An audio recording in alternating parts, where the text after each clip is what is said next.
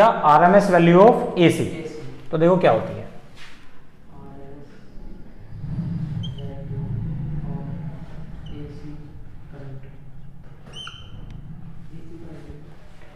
तो RMS value क्या होती है एसी की, वो हमें कैलकुलेट करनी है। अब हमें एक बात बहुत अच्छे से पता है कि अगर ये एक एसी करंट है तो इस एसी करंट की वैल्यू हर बार हर इंस्टेंट पर क्या हो रही है, चेंज होती जा रही है। हर इंटरवल पर इसकी वैल्यू क्या हो रही है, चेंज होती जा रही है। और अगर मुझे इसकी एनर्जी निकालनी है, और एनर्जी बोलो या वर्क बोलो, एनर्जी होती है कितनी, I square R T. I square R और टी, आर क्या, आर तो रेजिस्टेंस है, उसकी वैल्यू तो चलो ठीक है सेम है, लेकिन हमें पता है कि दो वैल्यू को अगर मुझे मल्टीप्लाई करना है, आई और टी, दो वैल्यू को अगर मुझे मल्टीप्लाई करना है तो उस मल्टीप्लीकेशन के लिए ये कंपल्सरी है कि जिन क्वांटिटीज को मैं मल्टीप्लाई कर रहा हूं उनमें से दोनों में से, भाई आर की वैल्यू तो पहले से कांस्टेंट है, लेकिन अब मुझे आई को टी के साथ भी तो मल्टीप्लाई करना है। आर क्या है, रेजिस्टेंस है जिस भी एक सर्किट का जिससे हम उसको हीट एनर्जी दे रहे हैं। तो आई स्क्वायर इंटू टी, तो आई स्क्वायर को मुझे टाइम के साथ भी मल्टीप्लाई करना है, तो लेकिन इन दोनों की दो क्वांटिटीज के मल्टीप्लाई तभी कर सकते हैं जब दोनों में से एक वैल्यू कांस्टेंट हो। ये बात समझी का फार्मूला कितना होता है, आई स्क्वायर आर टी। अब हमें पता है कि टाइम के साथ साथ हर बार करंट की वैल्यू क्या हो रही है, चेंज हो रही है। जब टाइम के साथ हर बार करंट की वैल्यू चेंज हो रही है, और हमें एक नियम बहुत अच्छे से पता है, किन्हीं भी दो क्वांटिटीज का हम मल्टीप्लीकेशन तभी कर सकते हैं जब उनमें से एक क्वांटिटी कम से कम कांस्टेंट हो।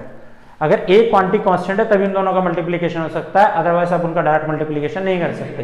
क्या तरीका है, असल तरीका है कि एक क्वांटिटी को इतना छोटा मान लो कि दूसरी क्वांटिटी उसके रिस्पेक्ट में क्या बन जाए, constant. This is we called integration. क्या तरीका है, तो इंटीग्रेशन हम करते क्या है, एक वैल्यू को इतना छोटा मान लेंगे, दूसरी वैल्यू इसके रिस्पेक्ट में क्या बन जाएगी, कांस्टेंट बन जाएगी। तो इसमें हम यही करते हैं कि यहाँ पर जो एक करंट है, जो करंट फ्लो रहा है उसमें एसी जिसकी वैल्यू हर बार बदलती जा रही है, और एसी करंट होता कितना है हमें पता है, एसी होता है I is equal to I naught sine omega T होता है। इसकी वैल्यू हर बार बदल रही है, तो इसमें टाइम की वैल्यू हमने बहुत छोटी सी ले ली dt। इस dt टाइम पर हम क्या मान रहे हैं, हमारी करंट की वैल्यू कितनी हर बार सेम है, क्योंकि हर टाइम पर ये वाली वैल्यू क्या है, जैसे जैसे टाइम बदलेगा वैसे वैसे आई की वैल्यू बदल जाएगी, लेकिन टाइम मेरा इतना छोटा है कि हम क्या मान रहे हैं, आई की वैल्यू रिमेन सेम है।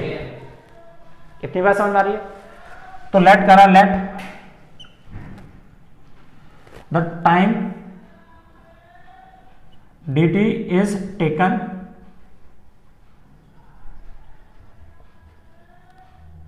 which is very small, smaller, so that the value of current I is equal to I naught sin omega t remain same, ठीक। देन द एनर्जी या work done, energy produce by AC. तो आइए जी, तो energy कितनी होती है बेटे, AC work कितना करेगा, तो फार्मूला होता है आई स्क्वायर आर और टाइम कितना ले लिया, डी टी। इसका हमने इंटीग्रेशन कर दिया और इसी इक्वेशन नंबर फर्स्ट डाल दिया। डेरिवेटिव इसका टाइम का, तो लिमिट कितनी है, 0 से फुल साइकिल, 0 से टी। आई की वैल्यू पुट करो फर्स्ट से, पुट फ्रॉम इक्वेशन फर्स्ट, तो डब्ल्यू ए सी, तो W A C is equal to integration I naught से टी, और आई की वैल्यू कितनी हुई, स्क्वायर करोगे तो आई नोट का square sine square omega T R और डी टी। डेरिवेटिव किसका है, टाइम का, ये फंक्शन भी टाइम का है, लेकिन आई नोट स्क्वायर और आर कैसे हैं, कांस्टेंट है, इनको बाहर निकाल लो। अगर इनको बाहर निकालेंगे तो W A C is equal to I naught का स्क्वायर अपॉन में कितना आ गया, इनटू में कितना आ गया, आर, ये तो बाहर आ गया यहाँ से, और कितना बचा यहाँ पे, sign square omega T into D T, और लिमिट कितनी है, 0 से टी। तो अब हमें साइन स्क्वायर ओमेगा टी का इंटीग्रेशन करना है, तो क्या इंटीग्रेशन होगा इसका, एग्जैक्टली, तो डायरेक्ट इंटीग्रेशन इसका कभी नहीं होता, इसको डायरेक्ट इंटीग्रेशन कभी नहीं होता, इसलिए हमें क्या करना पड़ता है, फार्मूला होता है हमारे पास कोस 2 थीटा का, 1 माइनस कितना 2 साइन स्क्वायर थीटा, तो इसको उठा के इधर ले जाओ तो कितना आ गया, 2 sine square theta is equal to 1 minus cos 2 theta, 2 से डिवाइड करो तो sine square theta is equal to 1 minus cos 2 theta upon में 2 आता है। इस तरह से कोस 2 थीटा का एक फार्मूला और होता है कितना, 2 कोस स्क्वायर थीटा माइनस 1, जैसी जरूरत पड़ती है। तो इसको हम उठा के यहाँ लिख देते हैं, तो कितनी आती है, आ जाएगा, क्लियर। उसके बाद आगे देखिए, यहाँ पर अगर इसकी वैल्यू लिखें तो ये वैल्यू कितनी आ गई, W A C is equal to I naught का स्क्वायर आर, और इंटीग्रेशन कर रहे हैं तो ये कितना आ गया इसकी value 1 minus cos 2 omega T upon में कितना आ गया 2, और कितना है दिस इज डी टी, और लिमिट कितनी है 0 से टी। तो ये आई नोट स्क्वायर आर, ये 2 कैसा कांस्टेंट, इसको बाहर निकाल लो, ये कितना बच गया 0 से T 1 minus cos 2 omega T, और कितना आ गया डी टी। अब इसका इंटीग्रेशन करना है, चाहे तो सेपरेशन मेथड से अलग अलग करके कर लो, अगर सेपरेशन मेथड से अलग अलग करके लिखोगे तो आई नोट स्क्वायर अपॉन में 2, और ये ब्रैकेट इंटीग्रेशन कितना कर रहे हैं आप 0 से टी, इसको मल्टीप्लाई, डेरिवेटिव डी टी है ना, तो लिमिट तो 0 से टी रहेगी, तो डी टी माइनस 0 से टी कितना आ गया कोस 2 ओमेगा टी और डी टी,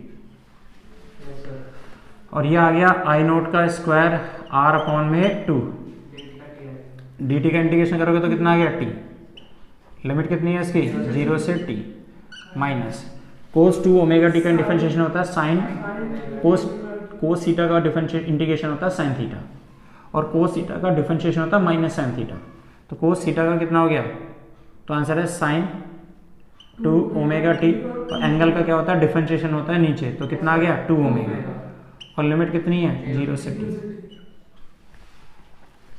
रख दो लिमिट, फाइनल माइनस इनिशियल, तो आई नोट का स्क्वायर आर अपॉन में 2 कितना हो गया टी माइनस 0, ये माइनस है।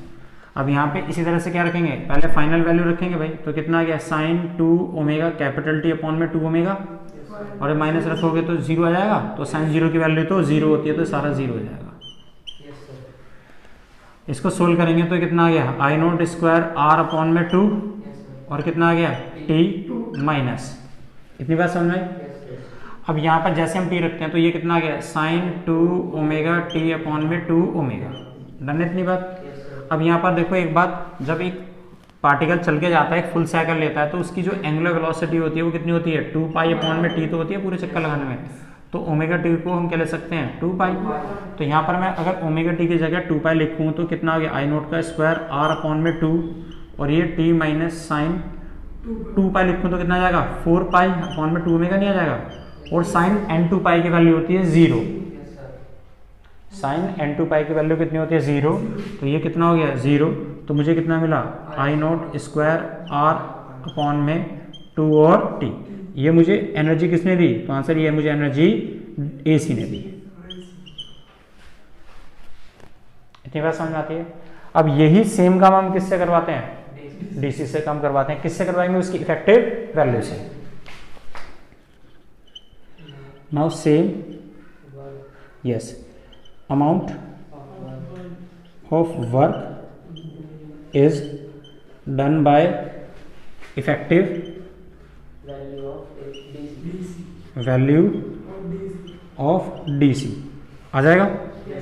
तो ये वर्क किससे करवाया हमने, डीसी से, लेकिन किससे करवाया उसकी इफेक्टिव वैल्यू से।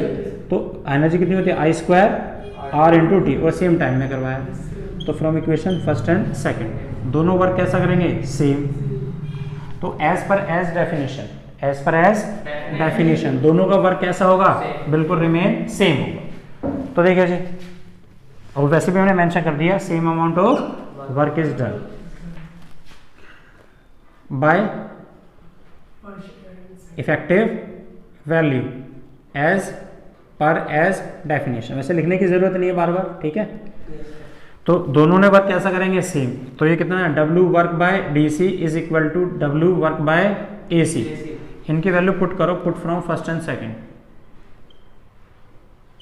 तो DC ने कितना करा आई स्क्वायर आर, इसने कितना करा I naught square R T upon में 2, आर टी से आर टी गया स्क्वायर रूट बोथ साइड। तो I effective is equal to कितना आ गया आई नोट अपॉन में अंडर रूट 2। ये इफेक्टिव वैल्यू किसकी है, डीसी की। किसके इक्वल है, एसी की। और एसी की जो इफेक्टिव वैल्यू होती है वो क्या होती है उसकी, आरएमएस। अभी तो बनाया था एसी की इफेक्टिव वैल्यू, एसी की, ये क्या था एसी की इफेक्टिव वैल्यू थी, ये किसकी है डीसी की। तो एसी की इफेक्टिव वैल्यू वही होती है जिस पर वो मुझे काम करके देता है, और वो क्या है आरएमएस वैल्यू। तो ये वाली वैल्यू किसके इक्वल है, आरएमएस।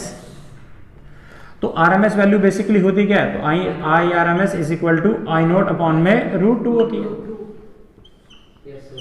और अगर मैं इसे रैशनलाइज करूं, ऊपर नीचे मल्टीप्लाई और डिवाइड करूं, मल्टीप्लाई और डिवाइड कर दो √2 से, तो कितना मिलेगा, I R M S is equal to I naught, ऊपर कितना आ जाएगा √2 और नीचे कितना आ गया 2, और इसकी वैल्यू कितनी होती है 1.414, ये तो होती है, अपॉन में 2 से डिवाइड करोगे तो कितना आ गया 0.707। तो I R M S is equal to कितना मिला मुझे, आई नोट इंटू 0.707, ये हमारी इफेक्टिव वैल्यू होती है जिस पर एसी काम करके देता है। अगर मेरा मान लो करंट एसी 10 एम्पियर था, तो 0 से 10 क्या था, उसका मैक्सिमम वैल्यू था, तो यहाँ 10 एम्पियर रखना,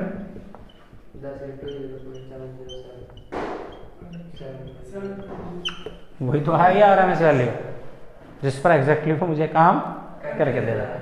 this is the effective value of I S AC, this is the known as क्या आरएमएस वैल्यू।